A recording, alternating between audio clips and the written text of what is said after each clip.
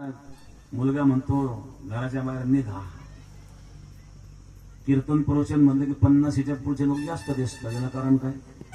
याला हेच कारण आहे, संसारात ठेसा खाऊन खाऊन होरपळून आपोआप मानसिकता तयार व्हायला लागते. तोपर्यंत 50 उरतूनच जात, तेवढे दिवस लागतातच तेवढा अनुभव येण्याकरता.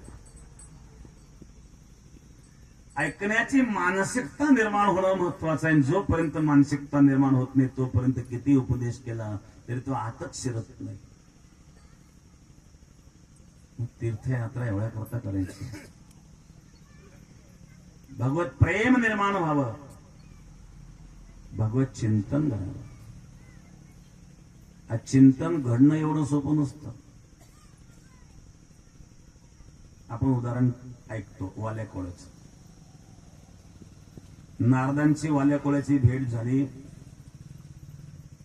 त्याला राम राम म्हणता येत नव्हतं, तो मरा मरा म्हणत होता.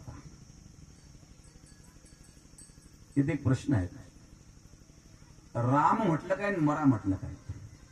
अक्षर दोनच आहेत.